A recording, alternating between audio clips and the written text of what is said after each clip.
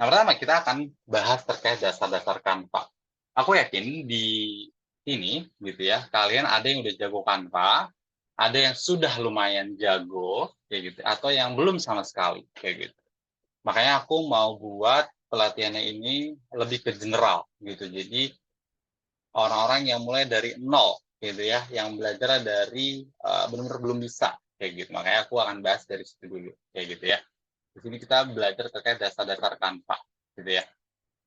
Pertama, ada beberapa bagian gitu ya. Di sini terkait apa itu Canva gitu ya. Secara garis besar, Canva itu ya banyak yang bilang dia itu bukan untuk seorang desainer sih kayak gitu kan. Jadi Canva itu banyak di apa ya dinilai yang kurang lah seperti itu. Kayla belum muncul, mungkin tunggu sebentar kali. Novil udah muncul. Novil? Sudah Kak, aman nggak? Oke, ya mungkin nanti ditunggu aja ya Kayla. Nah, jadi ada sebagian yang menganggap Canva itu ya sebelah mata. Gitu. Padahal kalau nanti teman-teman perhatikan sekelas mungkin kayak perusahaan ruang guru gitu ya, lalu skill academy kayak gitu ya, lalu Gojek kayak gitu ya, lalu juga misal Shopee gitu. Itu banyak sekali sebagian unsur-unsurnya itu diambil dari Canva elemen-elemennya. Coba teman-teman perhatiin, yang biasa pakai Canva tuh bakal bakal ketemu sih sebenarnya. Ah ini sebenarnya dari Canva atau ini sebenarnya dari template yang sudah di Canva kayak gitu. Jadi sebenarnya penggunaan Canva ini memang dianggap sebelah mata, cuman itu baik digunakan kayak gitu kan. Dan kalau juga mungkin di sini udah ada yang bekerja ya kayak gitu kan hampir semua bidang sekarang membutuhkan Canva kayak gitu ya. Jadi nggak hanya desainer sekarang kayak gitu. Yang aku lihat bahkan di project management kayak gitu ya, juga di administrasi, di keuangan itu semua menggunakan Canva kayak gitu. Karena dengan banyak fitur-fitur yang mendukungnya di sana, dengan produktivitasnya yang juga bisa ngebantu kita kayak gitu kan, itu benar-benar bisa menjadi apa ya cara cepat mereka lah untuk apa ya meningkatkan kinerja mereka seperti itu gitu ya. Nah, Canva ini dari mana asalnya? Dari Australia gitu ya. Dari Australia ada pendirinya perempuan. Nanti ya teman-teman bisa cari tahu aja seperti itu gitu ya. Selanjutnya aku bakal nah di sini nanti kita bakal belajar terkait apa ya pembuatan akun gitu ya. Jadi mungkin ada yang belum punya akun, nanti aku akan ajari bagaimana cara buat akun. Di materi ini aku menjelaskan langkah-langkahnya gitu ya. Cuman kalau hanya sebatas teori mungkin teman-teman bingung nanti. Jadi di sini aku baca secara singkat aja. Setelah itu kita langsung ke aplikasinya gitu ya dan kita bakal coba mulai dari membuat gitu kan. Lalu juga menentukan layarnya sampai ketika menentukan bagaimana ukuran dan seterusnya. Oke, jadi di sini pertama buat Canva, ya tentu buka situsnya gitu ya, juga apa nanti akunnya itu buat apa gitu, maksudnya buat pribadi atau nanti buat bisnis kayak gitu-gitu ya. Nanti setelah ini ya kayak gitu. Lalu juga di sini ada informasi pribadi, juga verifikasi akun ya, seperti itu. Lalu di sini setelah nanti buat kayak gitu kan, itu bakal login kayak gitu. Jadi setelah nanti kita buat si akunnya, kalau yang belum buat ya, kalau yang udah buat ya nggak usah buat lagi, kayak gitu kan. Kalau nanti bisa login ke sana, seperti itu. Selanjutnya, nah di sini kita udah mulai masuk ke membuat desain baru, kayak gitu. Jadi setelah tadi ngebuat akun, lalu login ke akunnya, kayak gitu kan, dan membuat desainnya, kayak gitu. Nah, kira-kira nanti berapa ukurannya, kayak gitu kan, karena beragam ya desainnya itu, dalam hal ini untuk digital, kayak gitu. Bisa buat surat undangan, sertifikat, poster, flyer, kayak gitu ya, virtual background, kayak gitu ya, lalu juga header, dan seterusnya, kayak gitu. Nah, sini ada template-template juga nanti di Canva. Salah satu yang mendukung Canva adalah template-nya juga untuk memudahkan teman-teman yang mungkin kurang mendalami gitu ya.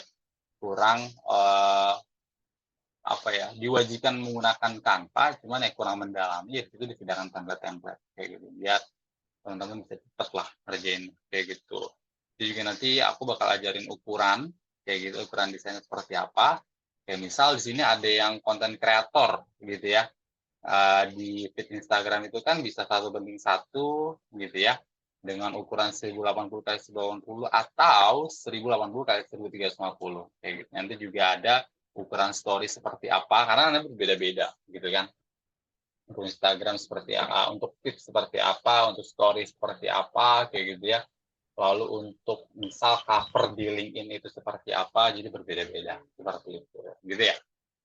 Selanjutnya, aku nggak bakal bacain satu persatu, karena ini lebih ke teorinya aja. Nanti aku kasih materinya, mungkin lebih buat dibaca-baca nanti. Kita setelah ini lebih ke praktek aja, kayak gitu ya.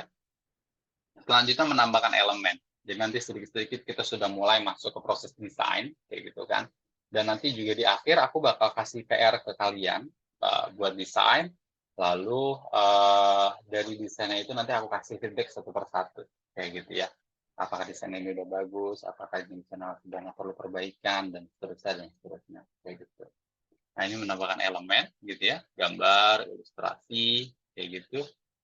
Selanjutnya teks, ya. Ya, selanjutnya teks, gitu ya. Karya tentu, desain itu kan sebuah kumpulan, gitu ya, dari elemen, ilustrasi, gambar, teks, kayak gitu kan, warna, kombinasi warna, gitu ya, logo, dan seterusnya, kayak gitu. Nanti kita juga bakal belajar.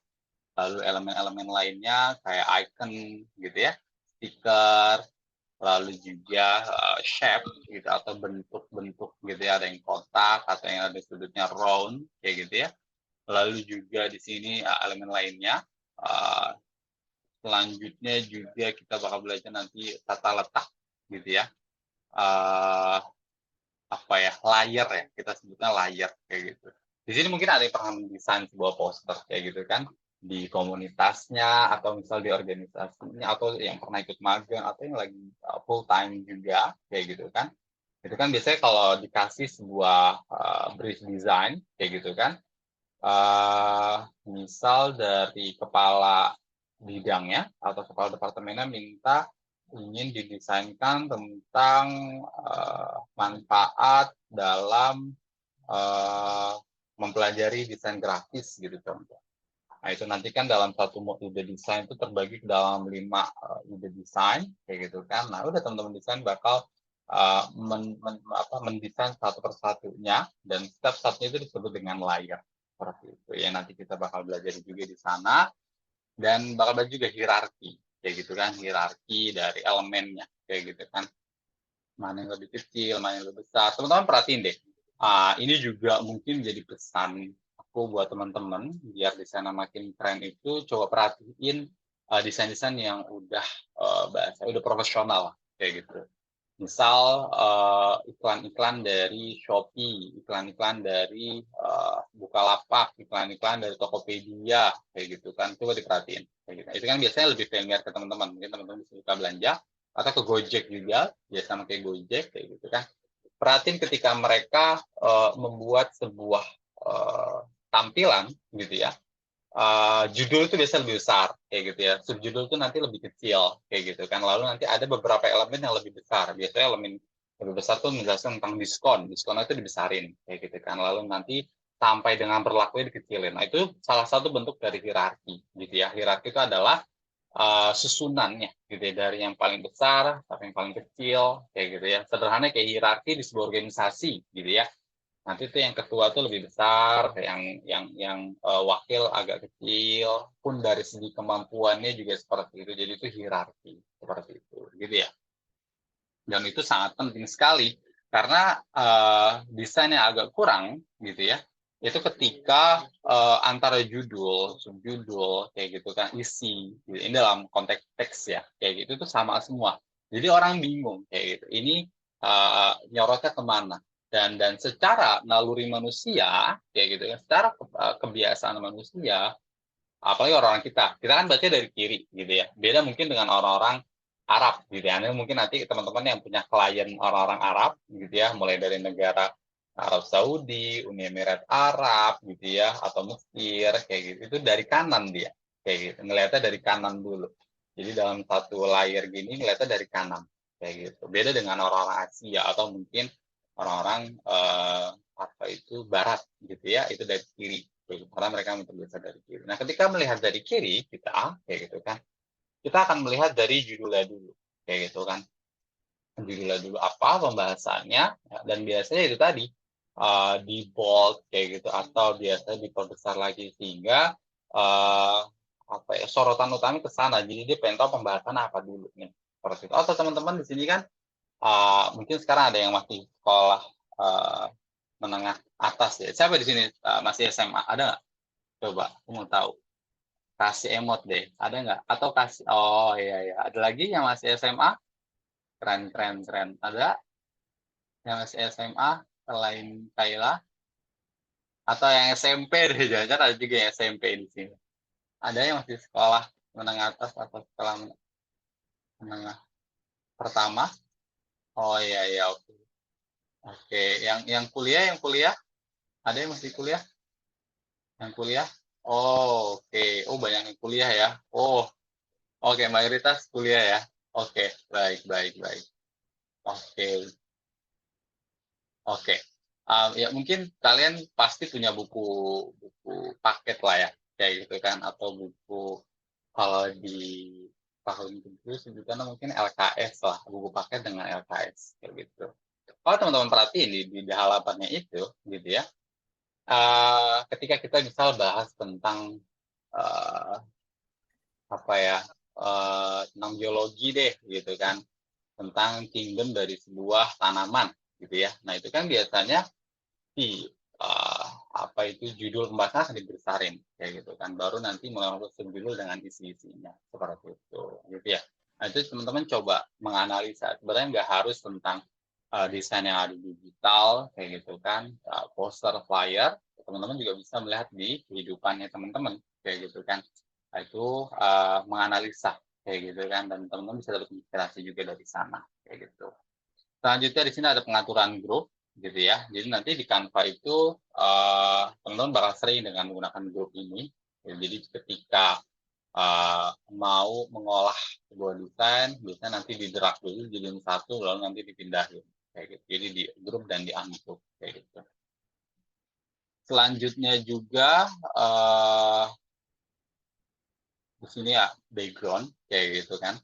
Ya pasti nanti dibutuhkan sekali background ini, mau yang warnanya itu settle atau nanti ada gradasinya, itu silakan keinginan dari teman-teman.